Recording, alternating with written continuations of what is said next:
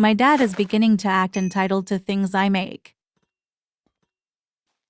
My dad's 64 AM, used to volunteer to coach track at the same middle school where my mom teaches. Because of this position, he ended up meeting a lot of students from my grade and below for years. Sometimes he'll ask me, "Do you remember so and so?" And sometimes the answer is yes.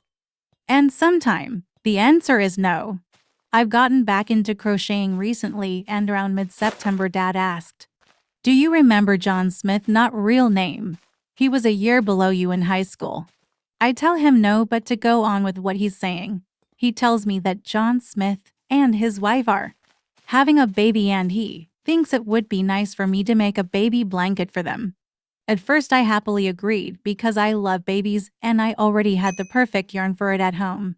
Later on in October my dad asked how it was going and only then tells me the baby is due in November. I started panicking a little, so when I got home, I was ranting to my husband about this sudden deadline because I had been working on scarves for people for Christmas and suddenly had a new thing due sooner, and my husband asks, "Why are you doing this for him?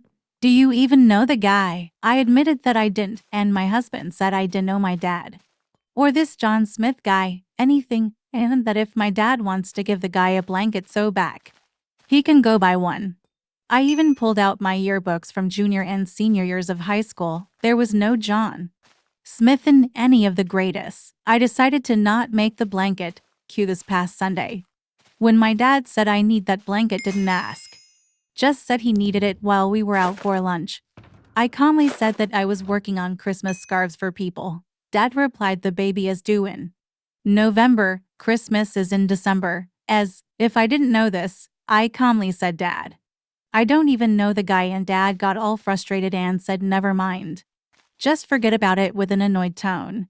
We continued lunch, and at one point I mentioned hoping to purchase a sewing machine someday so I can make t-shirt quilts, one for shirts I have from events in my life, shirts that basically can't be replaced and are special to me, and one for my state t-shirt collection, hoping to visit and collect a shirt from every state.